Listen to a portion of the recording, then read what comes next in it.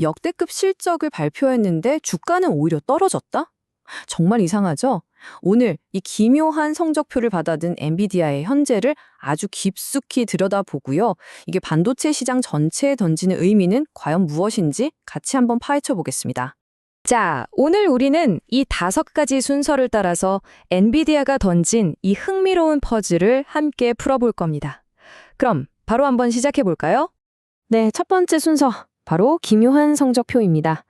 엔비디아의 눈부신 실적과 시장의 냉담한 반응이라는 이 이야기의 가장 핵심적인 충돌 지점부터 먼저 살펴보겠습니다. 자, 왼쪽을 한번 보세요. 모든 예상을 그냥 다 깨버린 그야말로 경이로운 성공이 보입니다. 그런데 오른쪽은요? 발표 직후에 주가가 오히려 뚝 떨어지는 이런 차가운 현실이 있죠. 정말 이상하지 않나요? 아니 도대체 왜 이런 일이 벌어진 걸까요? 자, 그럼 먼저 좋은 소식부터 자세히 한번 뜯어보겠습니다. 엔비디아의 실적이 대체 왜, 그리고 얼마나 역사적으로 강력했는지 그 숫자들 속으로 한번 들어가 보시죠. 무려 681억 달러입니다. 와, 이 숫자가 얼마나 대단하냐면요. 월스트리트주의 예측을 가볍게 뛰어넘은 건 물론이고 작년 같은 기간이랑 비교하면 73%나 폭증한 겁니다. 정말 어마어마한 성장세죠. 그렇다면 이 엄청난 성장은 다 어디서 온 걸까요? 사실 이 차트 하나면 설명이 끝납니다. 보이시죠? AI 인프라에 대한 수요가 그야말로 폭발하면서 데이터 센터 부문이 전체 사업의 90% 이상을 차지하며 성장을 이끌었습니다. 이제 엔비디아는 그냥 AI 기업이다. 이렇게 봐도 전혀 이상하지 않은 겁니다. 엔비디아의 CEO 젠슨 황도 이런 자신감을 보였죠?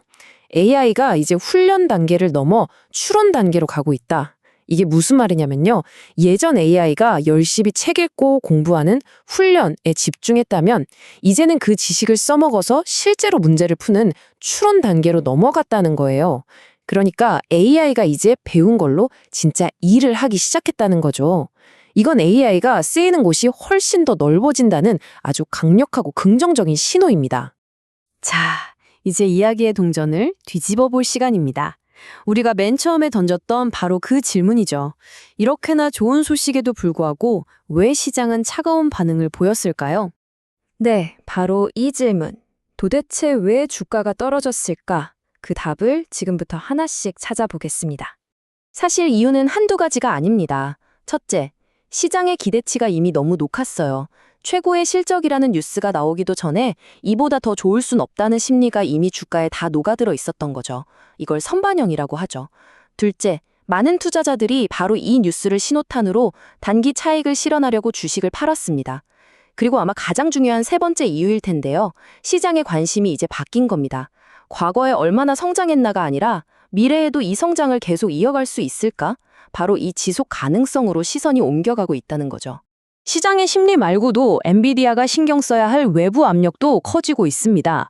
예를 들어서 최근 보고서에서 다양성, 형평성, 포용성, 우리가 DEI라고 부르는 이 언급을 줄였는데요.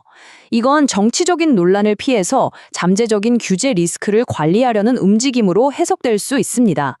그리고 또 하나, 중국 기업들이 어떻게든 규제를 피해서 엔비디아 칩을 구했다는 뉴스가 나오면서 앞으로 미국의 대중국 반도체 규제가 훨씬 더 빡빡해질 거라는 우려도 커지고 있는 상황입니다.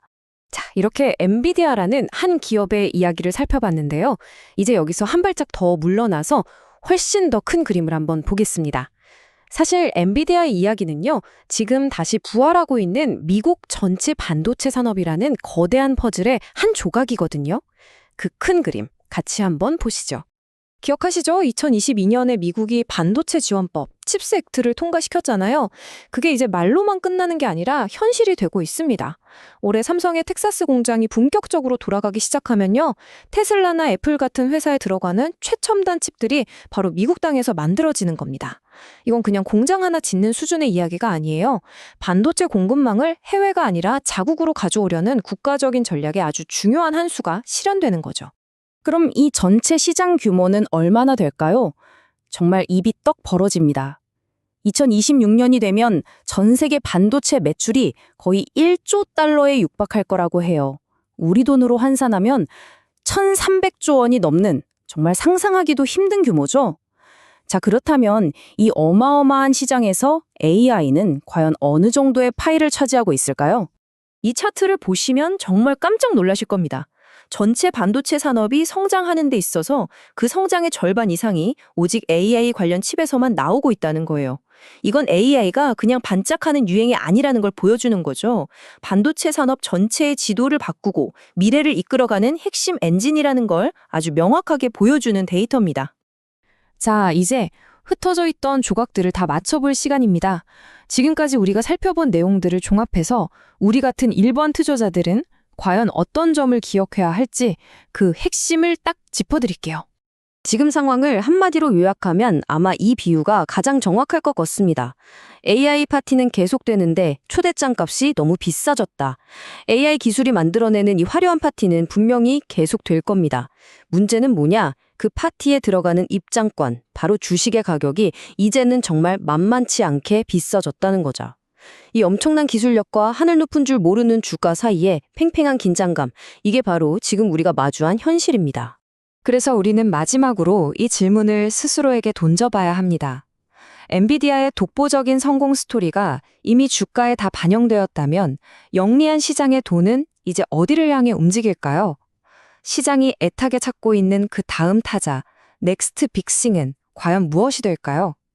오늘 이 질문을 여러분께 남기면서 엔비디아에 대한 깊이 있는 분석을 마무리하겠습니다.